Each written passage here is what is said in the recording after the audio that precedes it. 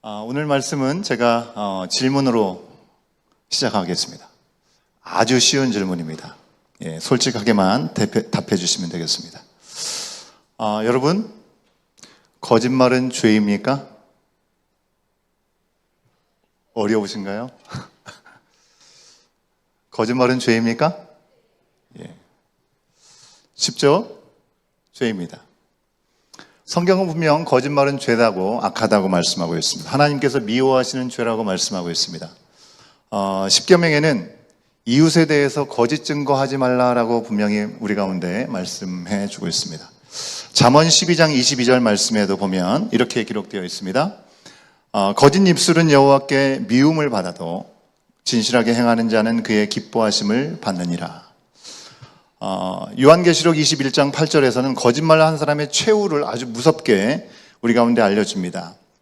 그러나 두려워하는 자들과 믿지 아니하는 자들과 흉악한 자들과 살인자들과 음행하는 자들과 점술가들과 우상숭배자들과 거짓말하는 모든 자들은 불과 유황으로 타는 못에 던져지리니 이것이 둘째 사망이라라고 말씀해주고 있습니다.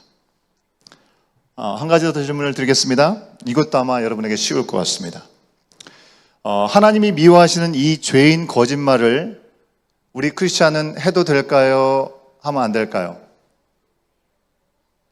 안 돼요 라고 말씀해 주셨습니다. 정답입니다. 마지막으로 질문 하나 더 하겠습니다. 이건 답은 쉽지만 대답하기에는 좀 어려울 수도 있는 질문이지 않을까 생각을 합니다. 여러분은 거짓말을 하시나요? 안 하시나요? 예? 제가 테스트 한번 해볼까요? 제가 잘생겼나요? 못생겼나요? 거짓말 역시 못하시는군요. 이 질문 앞에 뭐라고 대답해야 되는지 눈동자가 흔들리시는 분들은 이미 마음속으로 거짓말하고 있는 건지도 모르겠습니다. 여러분, 우리가 만약에 태어나서 한 번도 거짓말을 하지 않은 사람이라면 오늘 이 시간 이 말씀을 듣지 않고 집으로 가셔도 되겠습니다. 하지만 아마 이 자리에 있는 그 누구도 집으로 돌아가실 수 없을 것 같습니다. 우리가 말씀 통해서 알 수 있죠. 현장에서 가늠하다 잡힌 이 여자를 어떻게 할까라고 했을 때 죄 없는 사람이 돌을 쳐라, 돌을 던져라 라고 했을 때 돌을 던진 사람은 아무도 없었고 나이 많은 사람부터 젊은 사람에 이르기까지 돌을 던져놓고 다 돌아갔습니다. 나이가 많은 사람부터 돌아갔다는 것은 그만큼 죄를 많이 지었기 때문에 그렇겠죠. 설교하는 저조차도 이 부분에서 자유로울 수 없는 것 같습니다. 우리 교회 지금 현재 우리 교회 막내가 누군지 아세요? 우리 교회 막내가 누굴까요? 지난번에 우리 갓 태어났다라고 해가지고 앞에 나서 기도했었잖아요. 아리아라고 여러분 기억하실지 모르겠습니다. 아리아가 지금 한국 갔어요, 그죠? 한국 갔는데 한국에 갔기 때문에 그 다음 막내는 누굴까요? 지아 맞습니까? 지아 어디 있어요? 밖에 있어요? 아무래도 분명히 지아가 아직까지는 가장 적게 살았으니까 거짓말을 했을 가능성이 거의 없지 않을까라는 생각을 합니다. 그래서 지아는 집에 가도 되겠다라고 생각할지 모르겠지만 그의 아빠와 어머니를 생각하면 집에 갈 수가 없을 것 같습니다. 그죠? 우리가 거짓말에 누구도 자유로울 수 없습니다. 우리 모두는 거짓말은 죄다라고 분명히 알고 있지만 살면서 거짓말을 안 하기란 정말 쉽지 않습니다. 물론 거짓말에도 여러 가지 유형이 있죠. 아예 처음부터 어떤 악한 의도를 가지고 사실을 왜곡하면서 숨기는 악한 거짓말이 있습니다. 누군가를 모함하고 험담하면서 남에게 해를 주고 그것을 통해서 내가 유익을 얻으려고 하는 나쁜 거짓말들이 있습니다. 사기를 친다든지 조작한다든지 어떤 모함 등이 바로 여기에 해당되겠죠. 이런 거짓말은 십계명에서 엄격하게 금지하고 있습니다.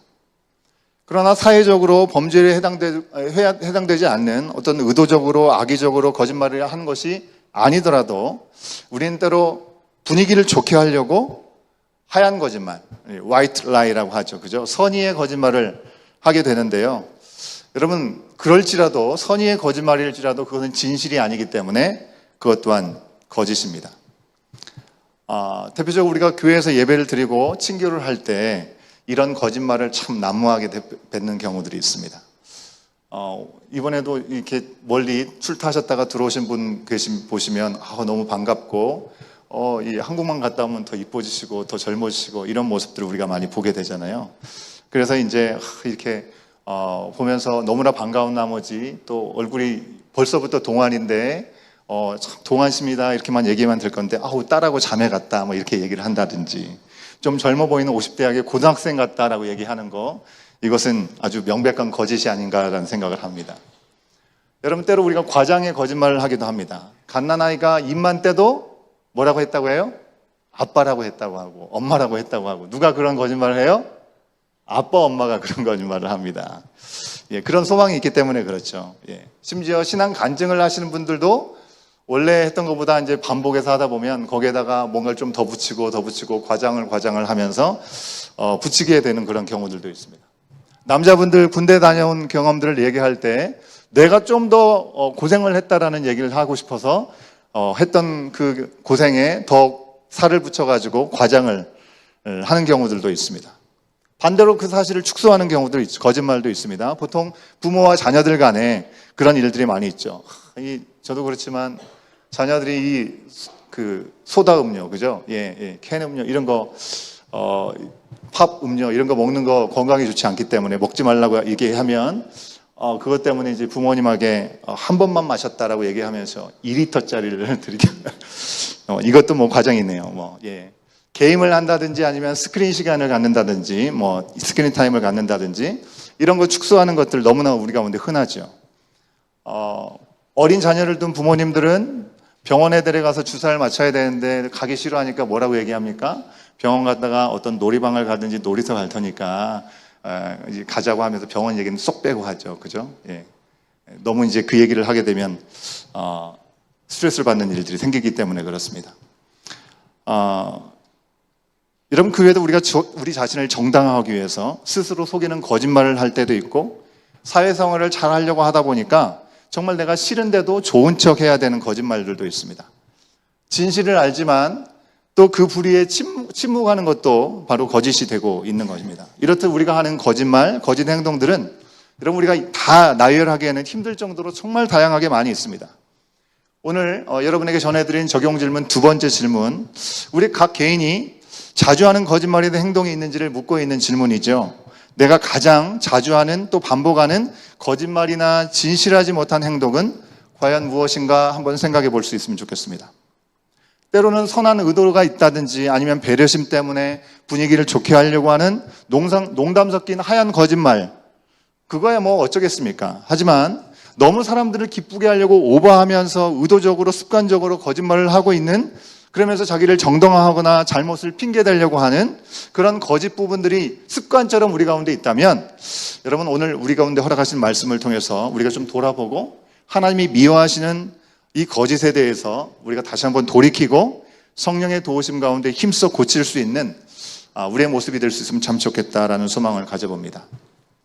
하나님을 믿고 또 하나님의 말씀대로 사는 게 일생 소원인 우리 크리스천들, 하나님을 사랑하고 이웃을 사랑하는 것이 삶의 목표인 우리 온교회 공동체도 이토록 거짓말과 거짓된 삶에서 완전히 자유로워하지 못하죠. 그죠?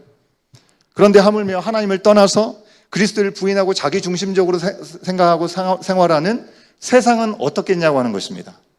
오늘 말씀 호세아 11장 12절부터 12장 14절까지 사이에는 거짓 혹은 속임이라는 말을 무려 6번이나 반복해서 우리 가운데 이야기하고 있습니다. 호세아의 말씀은 누구를 향한 말씀입니까? 여러분, 지금 부유함 가운데 안정을 누리고 있습니다. 그래서 자기 죄에는 눈이 멀고 하나님의 음성에는 귀를 닫고 있는 이스라엘 백성들, 위기가 오고 나서도 하나님을 향해서 돌아가는 것이 아니라 좀 힘있어 보이는, 자기들의 판단에 더 힘있어 보이는 아수르나 이 이집트를 향하고 있는, 거기에 양다리를 걸치고 있는 어리석고 악한 이 이스라엘, 그리고 그 뒤를 따르고 있는 남유다, 그들을 향한 말씀이라고 하는 것입니다. 호세아 12장 2절 말씀에서 그들은 이스라엘이나 에브라임 혹은 유다라는 표현을 쓰는 대신에 뭐라고 쓰냐면 남유다와 북이스라엘을 통틀어서 아우르고 있는 야곱이라는 그들의 민족의 시조를 언급하고 있다는 것입니다. 야곱의 행실대로 보응한즉 갚으신다. 보응즉 갚으신다라고 얘기를 하고 있습니다. 여기서 행실이라고 얘기하고 있는데 이 행실의 원어는요, 길이라는 뜻을 갖고 있습니다. 잠깐의 실수, 흔들림이 아니고 그들이 나가는 방향과 길이 완전히 잘못되었다라고 하는 것입니다. 반복적인 습관, 삶의 태도, 삶의 방식들이 그렇게 나타나고 있다는 것입니다. 여러분, 야곱의 뒤를 이었던 그 민족은 마치 야곱이 거짓말과 거짓 행동으로 형의 장자권을 빼앗았죠. 그리고 아버지의 축복을 가로챈 것처럼 그 진실을 찾아보기 어려운 모습들이 그 후손들에게 지금 나타나고 있다는 것입니다. 그런데 오늘 말씀에서 굳이 야곱을 언급하고 있는 이유는 너희도 야곱처럼 거짓말쟁이구나, 그 아버지의 그 아들이네, 그 말을 하기 위해서 말씀하고 있는 것이 아닙니다. 오히려 야곱이 모태에서부터 형의 발꿈치를 잡고 나왔죠. 그래서 하나님께 매달리면서 천사와 겨루어서 이겨서 하나님을 만난 이야기를 다시 한번 상기시키고 강조하고 있는 것입니다. 여러분, 이것은 야곱이 문제가 없었던 것이 아니고 거짓으로 시작되었지만 결국 하나님께 매달리고 하나님의 약속이 그의 삶에서 온전하게 이루어지고 그래서 이스라엘 민족 전체의 시조가 될 수 있었다는 것을 알려주기 위해서 지금 후손인 이 북이스라엘 사람들에게 이와 같은 말씀을 하고 있는 것입니다. 자기 자신은 스스로 자기 자신과 인생의 문제 해결할 수 없다라는 것을 시인하고 인정하고 하나님께 매달리고 살려달라고 복을 달라고 매달리고 씨름했던 그 야곱처럼 이스라엘 민족이 지금 거짓과 속임수 그 자체로 살면서 이 잘못 살아왔다는 시간들이 있을지라도 이제라도 지금이라도 하나님께 돌아오라라고 하나님 말씀하고 계시는 것입니다. 6절 말씀을 같이 한번 확인해 보겠습니다. 하나님의 메시지인 겁니다. 자, 함께 읽겠습니다. 시작.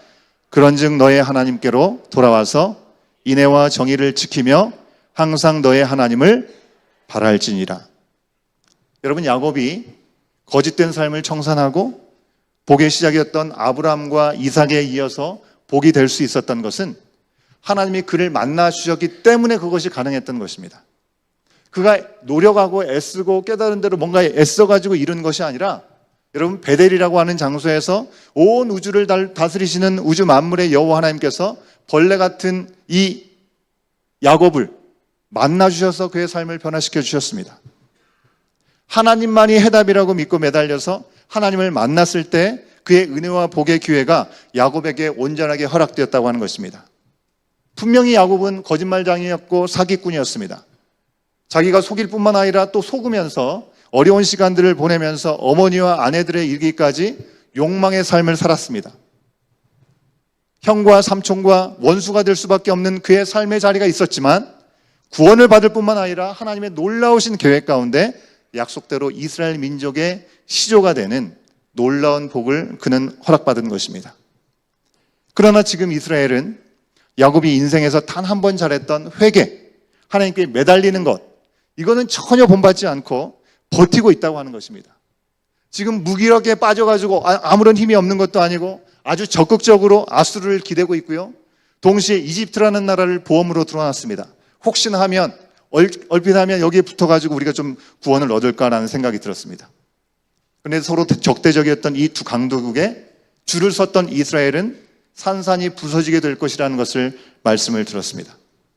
그래도 그들이 돌아오지 않았기에 야곱이 하나님을 만난 베델은 하나님의 집이라는 뜻이죠. 이제는 그곳이 벳아웬, 헛된 우상의 집으로 불리게 되었습니다. 여러분, 지난 금요일에 묵상했던 말씀 10장 5절 말씀이나 그 전주 토요일에 묵상했던 4장 15절에서 베델이 벳아웬의 집으로 불린 것을 우리는 확인한 바 있습니다. 하나님께로 돌이키지 못했던 그들은 어떻게 됐습니까? 하나님께 돌이키지 않았던 이스라엘의 모습은 첫 번째, 자기 정체성을 완전히 잃어버렸습니다. 자기들이 누구인지 완전히 잃어버렸습니다. 거룩하신 하나님의 선민으로 진실하고 거룩하게 하나님의 백성답게 거룩한 나라의 제사장 나라답게 귀한 쓰임을 받아야 되는데 하나님께서 멀어져서 남는 게 없어요. 미치고 주는 거야 라고 얘기하는 장사꾼처럼 불의하게 살면서 자기의 유익만 챙기려고 하는 모습이 그들 가운데 남았다는 것입니다. 두 번째는요, 죄에 완전히 무감각해졌습니다. 그들은 이제 자신들이 죄인이라는 사실조차 알지 못해요.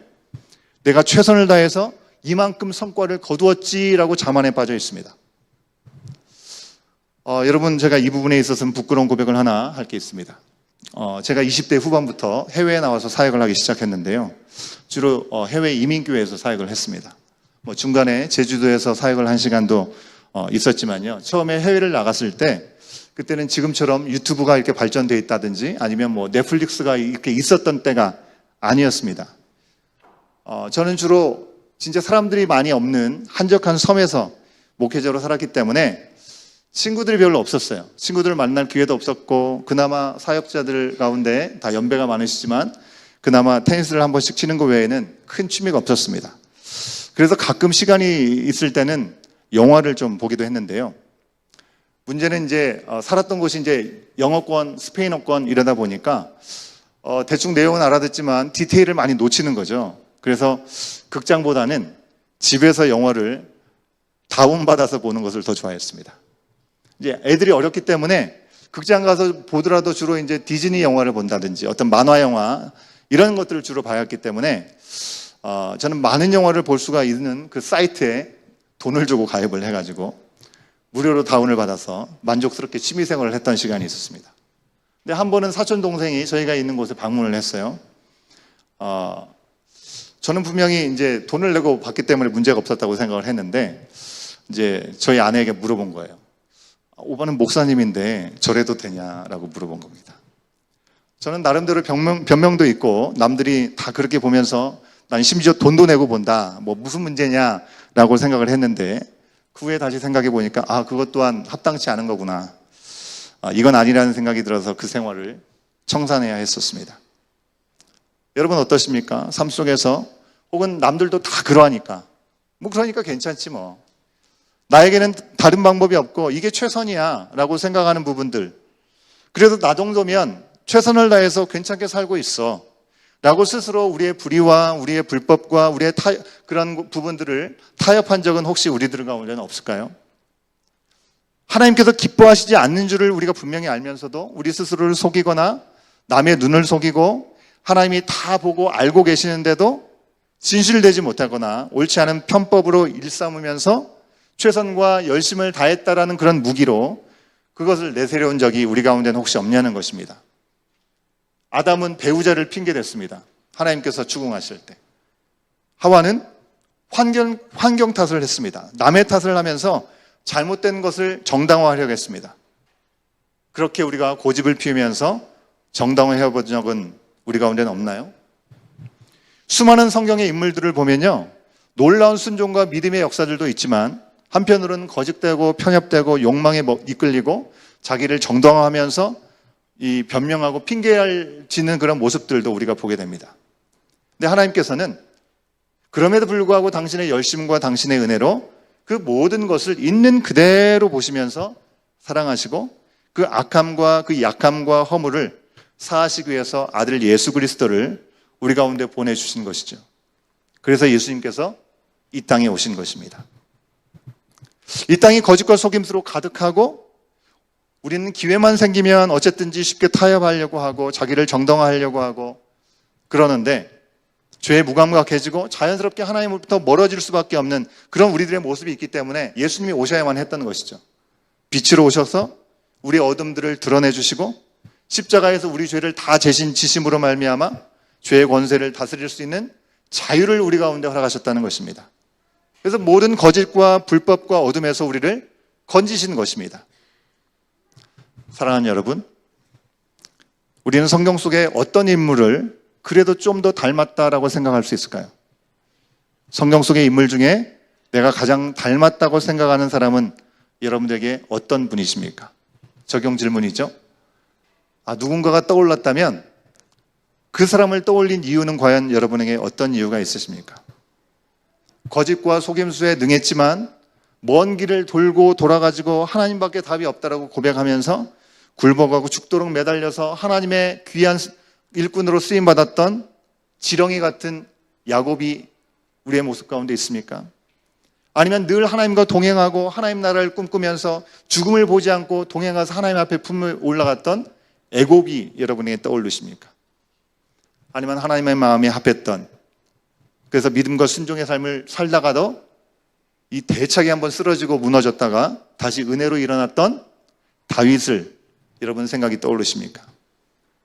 아니면 자기의 죄와 더러움을 보고 예수님의 발치에 앉아가지고 기름을 부어드리면서 닦아드렸던 여인이 떠오르십니까?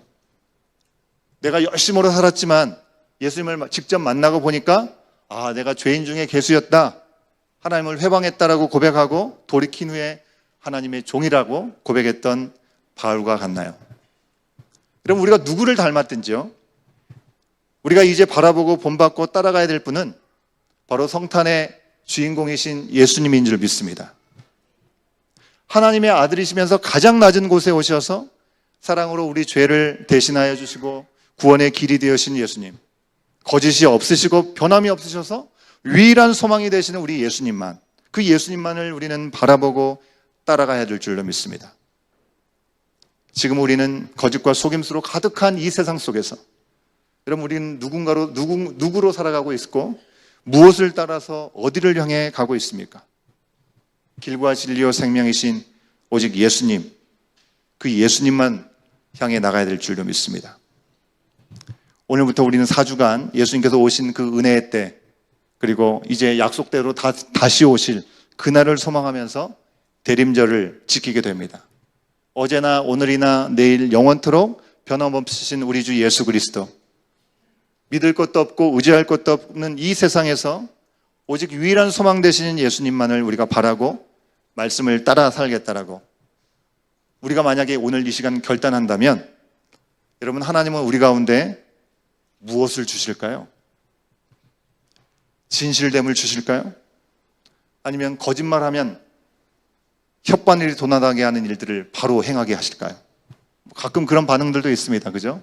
뭔가 이거 하지 말라고 했는데 내 물리적으로 그게 안 되는 그런 일들도 생길 수가 있습니다. 저는 이제 말씀을 마치려고 하는데, 마치면서 이번 한 주간 여러분, 우리가 만약에 거짓된 세상에서 오직 예수님처럼 정말 진실되고 거룩하게 살기 위해서 어떻게 살아야겠는지 다시 한번 생각할 만한 어떤 영화의 대사를 인용하면서 여러분에게 도전을 드리고 싶습니다. 에반스 올마이티라는 영화에 이런 대사가 있습니다. 하나님은 누가 인내를 달라고 기도하면 그에게 인내를 주실까요? 아니면 인내를 발휘할 수 있는 기회를 주실까요? 우리가 용기를 달라고 기도하면 용기를 주실까요? 아니면 용기를 발휘할 수 있는 그 기회를, 환경을 주실까요? 사랑을 달라고 하면 사랑을 주실까요? 아니면 사랑할 수 있는 그런 기회를 주실까요? 가족이 가까워지게 해달라고 우리가 기도하면 뿅 하고 묘한 감정을 우리 가운데 주실까요? 아니면 서로 사랑할 수 있는 그 기회를 주실까요? 여러분, 이제 우리가 함께 우리 가운데 연약함을 돌아보고 하나님께 돌아오라 말씀하신 그 말씀 앞에 결단하는 마음으로 우리가 찬양하고 나면 우리가 부르짖고 기도할 수도 있고 잠잠히 기도할 수 있게 될 것입니다. 결단의 시간을 갖게 될 것입니다. 찬양팀은 나오시면 좋겠습니다. 그리고 나서 우리가 삶의 자리로 돌아간 우리의 삶의 자리에서 우리는 전혀 다른 마음과 결단력으로 전혀 다른 삶을 마치 요술처럼 우리가 살게 될까요? 아니요, 어쩌면 하나님은 우리가 이렇게 기도를 드렸을 때 하나님께서는 우리가 쉬운 거짓말과 어려운 진실을 택할 수 있는 기회를 주실지도 모르겠습니다. 그런 상황에 왔을 때 우리는 그것을 시험이 아닌 기회라고 믿고 오직 예수님이라면 이 상황에 어떻게 하실까? 내가 주님 앞에 드린 그 기도의 제목에 하나님 나에게 이렇게 기회를 주시는구나 라고 우리 자신을 쳐서 복종시킨다면 우리는 승리의 길을 맛보게 될 줄로 믿습니다. 어떤 것도 소망을 품기가 어려운 거짓이 난무하는 이 세상 가운데 유일한 소망이 되신 예수 그리스도, 그분을 붙잡고 그분 안에서 승리의 길을, 승리의 삶을 한 주간 또한 누리며 나갈 수 있는 결단에 우리 모든 시간이 될 수 있기를 주의 이름으로 간절히 축원합니다.